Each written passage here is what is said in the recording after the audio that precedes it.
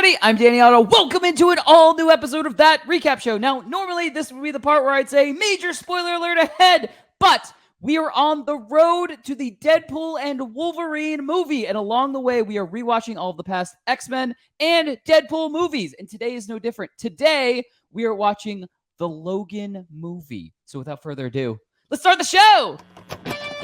Poppin' Off presents That Recap Show.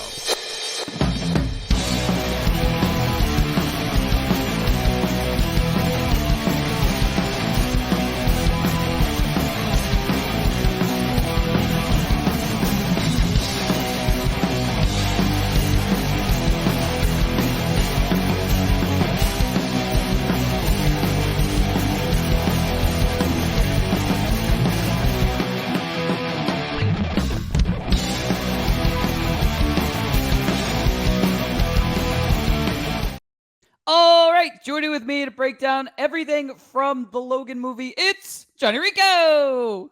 Beware the light. Beware the light. Yeah, that's a cool quote. I like that quote a lot. I need you to be holding two prop grenades when you do. Wait. Yeah, where's your boogie bomb? There's your boogie bomb. Ah, I should have had that ready. But anyway, yeah, I mean, this is a heavy movie. Look, Peace. yeah, in no way am I saying that as a negative at all. It's all there on purpose. It's definitely like such a incredibly well done movie and everything like that. But boy, does it have emotional parts of this movie. My emotions. It's just that's why like I take so long between rewatching of this movie, not because it's a bad movie in any aspect, sure. but because it's just so heavy. I've told you this. I can't really watch that kind of like it's so heavy. I have to. And I mean exactly what my first point is in doing this. I use comedy to cope with emotions. So in that, I actually came up with a reference just as I was watching the movie. Did not plan on doing this. Was completely just, I had other things I was going to talk about. Mm-hmm. But as it was happening in the movie and as it was unfolding, it just popped in there. And I actually had to take a little break. I was telling you, I had to look up and make sure that my reference made sense and made sure that I had my ducks in a row before I mentioned it. But I guess we'll have this under a new category. It's my using comedy to cope with emotions reference is during the scene where, Logan kind of looks through X-23 / Laura's, stuff. Mm-hmm. He finds the X-Men comics, which I think is so cool that they have in-universe reference to X-Men and stuff like that. Very meta thing to do, especially post Deadpool. Yeah, and it's just so like as a matter of fact thing in this movie because nothing's really made for comedy or any kind of like weird purpose or anything like that. But it's just so matter of fact that it's brought up and is in there. And he's just like, look at this bullshit. But he goes and is just kind of arguing with Charles and Laura, kind of like yelling loud enough so that Laura can hear him saying that they're all fiction. Everything in here is bullshit, like that they created and stuff like that. And it just, my brain just like, made some weird connections and everything. Do you remember the scene from Jay and Silent Bob Strike Back? Talking about fictional characters. Am I getting through to you at all? They're talking about fictional characters. Yeah. That popped into my head. I had to pause Logan like when I was watching because I couldn't stop like connecting and thinking about that scene from Jay and Silent Bob Strike Back because that's how my brain helps. But anyway, yeah, I mean, look, it's such a well done movie, and there's a lot of stuff that we're gonna dive into and stuff like that. But man, it's every part of this movie is more. It's less of a comic book movie and more of just like this hugely emotional and dramatic kind of end to these characters, basically. You know what I mean? So like it's just it's very heavy in the best way possible. But Rigo, what were some of your instant reactions to Logan? Yeah, this film is, like I said, like an absolute masterpiece in every sense of the word. There's a reason why it's in that kind of like that the highest of tiers when it comes to the comic book movies. It just kind of stands on its own when it comes to the heavy subject matter and the fact that they kind of really took the character to depths that the character hadn't really had in like the near. What if this was like 2016? I can't remember when this came out now. But yeah, and all that time that he's been the character, we've never gotten like this kind of grand, almost like epilogue for the character, or just kind of like this like cherry on top of the of this whole performance that he's had the entire time. But yeah, I don't think there will ever be a greater performance of the Wolverine character than Hugh Jackman in this movie. I think this was like really like his swan song. And I'm really excited to see what he's gonna keep doing with that to kind of like to have some fun with the character, I think, in this way, because I think that's what this next movie is going to be his chance to do is kind of do that same kind of that's the graphic nature of what this movie brought us Wolverine, but getting to do that on a different scale as far as like the tone that they're doing it in, right? So I think that's going to be a really fun thing to visit.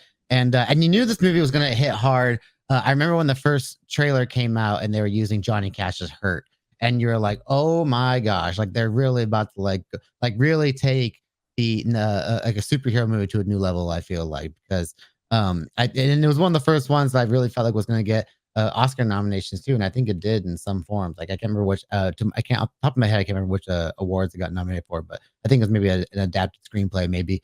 But yeah, it was just like chef's kiss of a movie, and I'm really glad that James Mangold got to kind of like really finish up the story that he set up before too. Yeah, and what's cool is, I mean, there are a lot of connections to past, mediums of, that we had the Logan character and stuff like that. Like, I mean, we have references all the way back to the, kind of the original X-Men trilogy, like that they're kind of, because he mentions Alkali Lake and there's a lot of stuff in here that kind of just has little teeny tiny breadcrumbs from all of the past kind of Logan and X-Men iterations. It's pretty cool. And it feels like an old man Logan story, but if you've ever read the old man Logan story in the comments, it's a very different story. It's like it's kind of a post-apocalyptic kind of a road trip story with him and old Hawkeye, which is actually it's a really fun story to read. But I like the way that this is like, it's set in 2029, so it's not too far off of the Days of Future Past timeline, which I think is very interesting, that there's not that big of a time gap between what happens there and then where they end up here. But the fact that they have like Logan and Charles like secluded in this little area in the deserty area, but it feels post-apocalyptic at times, but then we get reminded, of course, that we're still living in like a modern day society. So I really like the way they kind of evoke that post-apocalyptic feel, but also like a modern future type setting at the same time. So the aesthetic of this movie is just like really freaking awesome. Yeah, absolutely. I totally agree. You want to get to some takeaways? Absolutely. Awesome. All right. I'm going to kick off takeaways with kind of like one of the connections, like we were kind of mentioning with, connections to past, X-Men projects, past Wolverine things and stuff like that, to where like a scene in The Wolverine with Yukio, where, she obviously has, kind of the sight to be able to kind of see how people are going to die. And stuff like that. And she mentions in The Wolverine that she sees Logan dying. I see you on your back. There's blood everywhere. You're holding your own heart in your hand.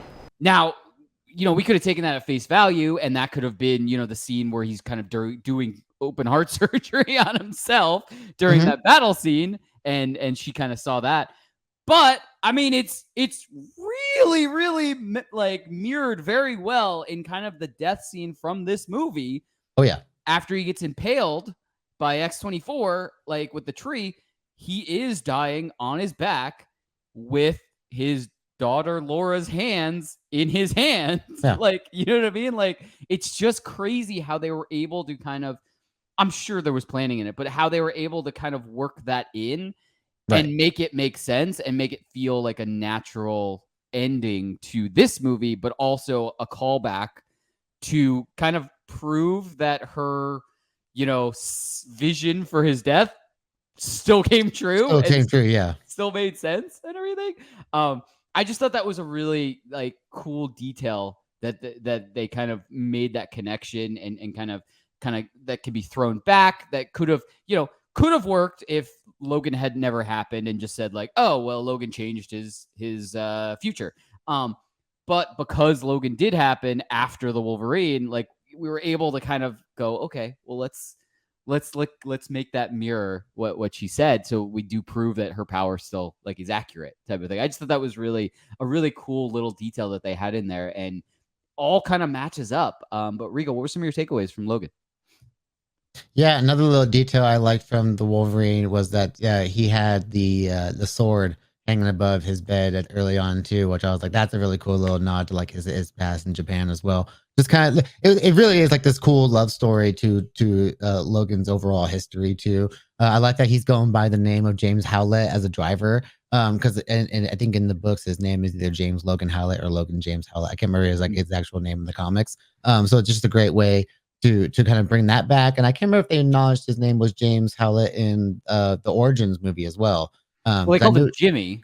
Yeah, so that his name could have been James Howlett back then as well. So it could have been just him bringing back his old name and just kind of accepting that part of his identity again. I think that's pretty cool. But yeah, a couple things I like here. One, really, it's the whole the fight at the end of the movie really is just like really great. The North Dakota, right, where Eden is we're not going to North Dakota. Yeah, right. Yeah, so yeah, they finally get there, and it's time, and Boyd Holbrook's character and all the Ravagers, I think they call it, all come in, and they all and hell breaks loose, but Logan shoots himself up with a little bit of dose, and we get to see true like a berserker Wolverine like come out in its full form, because we really get to see him like fuck shit up in this like to the fullest degree. Again, we've always gotten like these teases of it. The Wolverine was a really good example. We get to see him doing some screaming and slashing.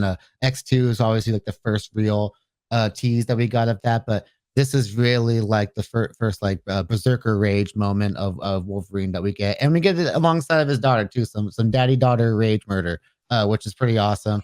Seeing those two fight side by side like that was just fantastic. I love the way that he like charges at people, and then she just hops off his back, and then assaults two like other people. Like it's just like, oh man, like I just think about the way they had fun like doing the like coming up with the deaths for Wolverine. Now they got like they had this kind of sandbox to play with. Like, how can we dismember people with Wolverine's claws in like really fun ways? It's really one of the reasons I'm excited for Deadpool and Wolverine too, because they're going to even have even more fun with that kind of creativity.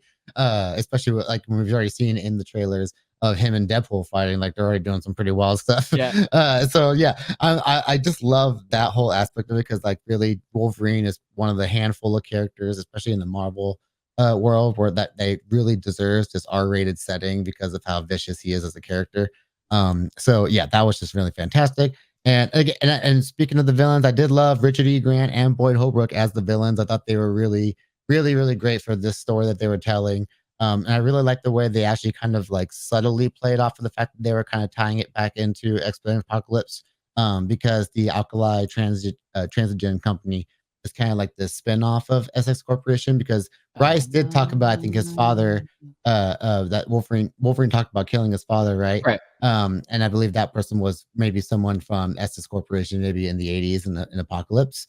So that could be an interesting, cool tie-in there. And then that kind of company kind of spun off into this Alkali company. And then that's what ends up, creating the whole events of everything in this movie, which I think is pretty fantastic.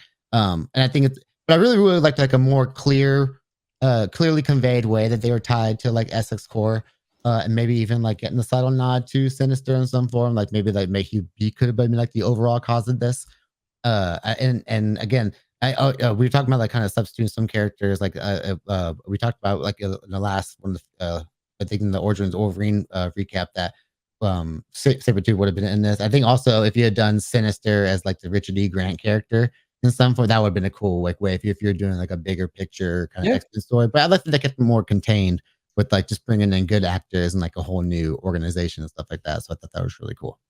Yeah, I still stand on that. I would have liked to have seen Sabretooth from X-Men Origins be that X-24 character. Like maybe not obviously I wouldn't want, because it kind of made pieced with each other at the end of that movie. So I wouldn't want it to be him. I would want it to be like, memory wiped him. An experimented form, because all the mutants were now under like Rice's control. So yeah, I would have seen like one that's under his control for sure. Because I was even telling you the X-24 version of Logan looked kind of had like a resemblance to that. Liev Schreiber, to Liev Schreiber's character as Sabretooth in X-Men Origins.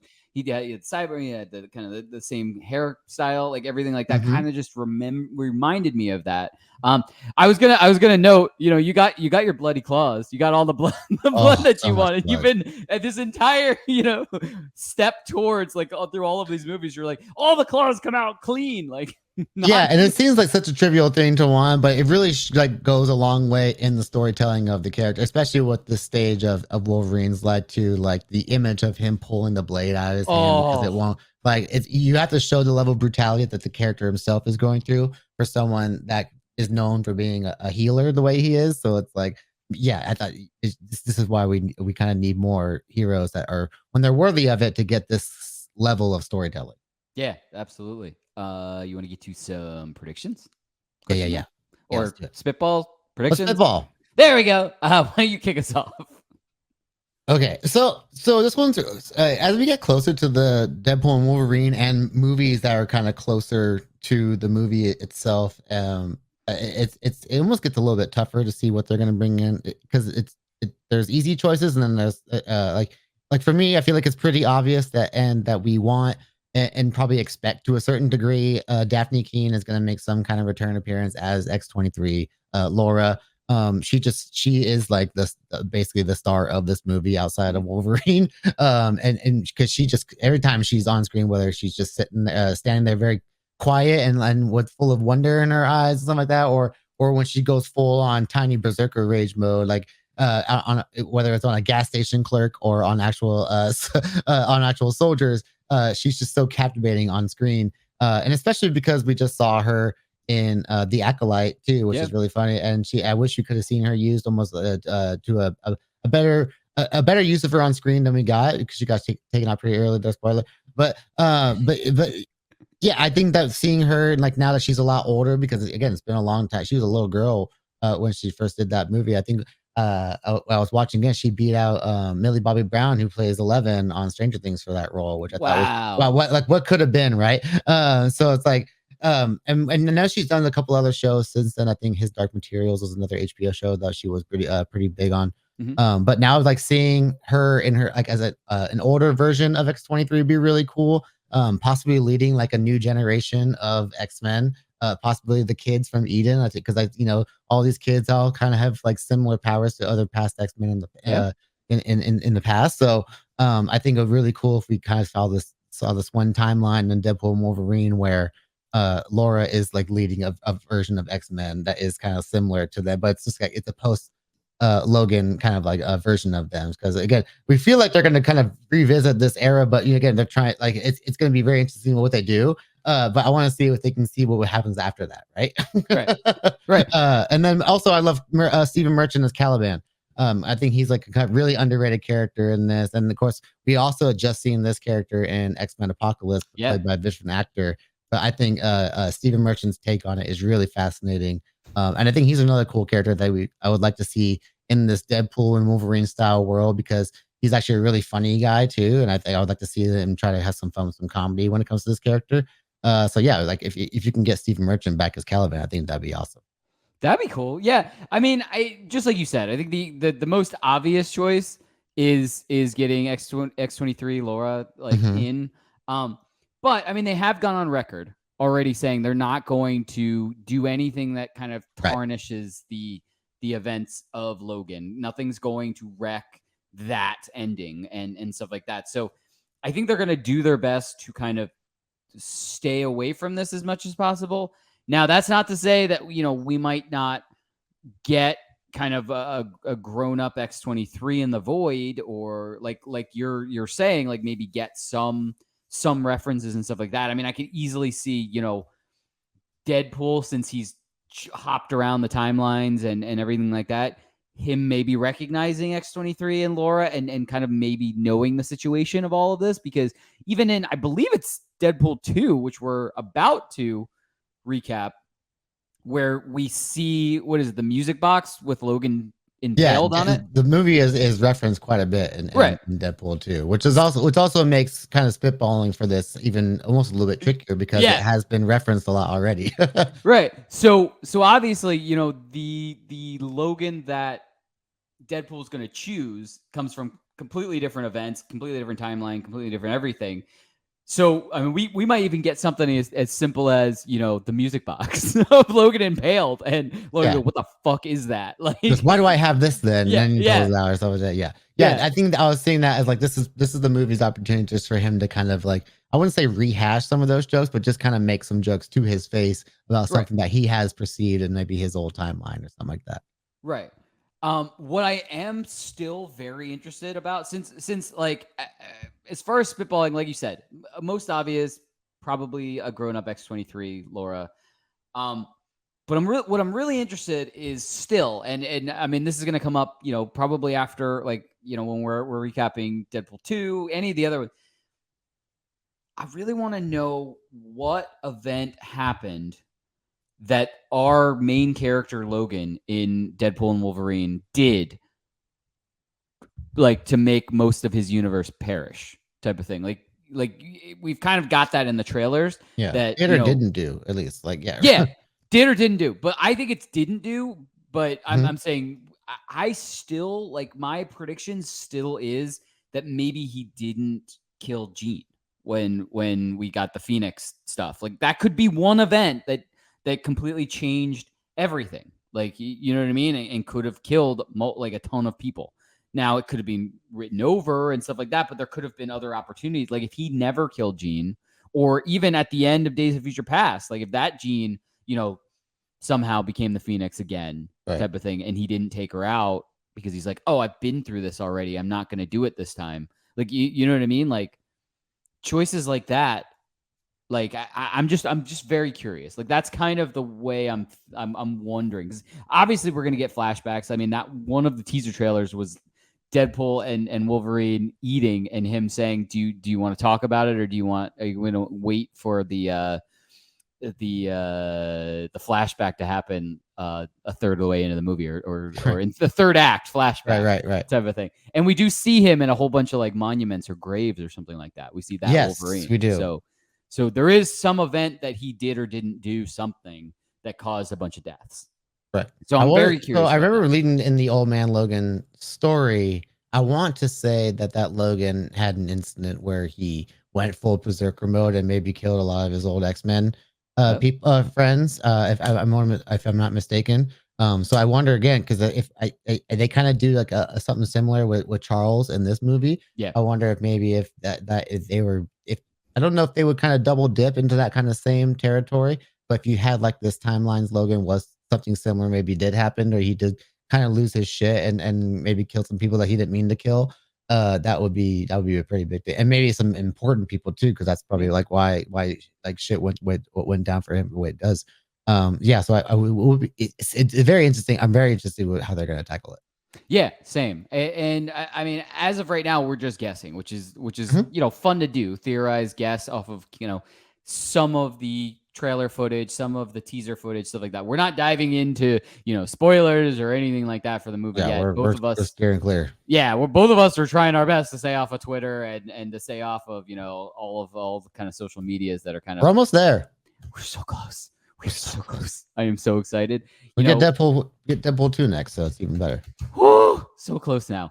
But as we always say, that's what we think. Let us know in the comments below. What did you think of Logan? And, what is your favorite moment from this movie? I mean, it's such a well done, emotional kind of ending for, not only Logan, but for Professor X. I mean, we kind of get his ending too, which is in and of itself is sad. But where does this rank on your list of all of these movies that we have been kind of going back, revisiting and recapping and stuff like that? Is it your number one, or is it, kind of in your top three? What, we're starting to kind of make our lists a little bit more clear. Like we're getting towards the very end now. Like we said, Deadpool Wolverine's right around the corner at this point. So, we're kind of seeing those lists kind of, come into order a little bit. And as always, don't forget, like, subscribe, and turn on notifications to hear about all of our latest audio and video podcast releases. Bye, everybody! Poppin' Off presents That Recap Show.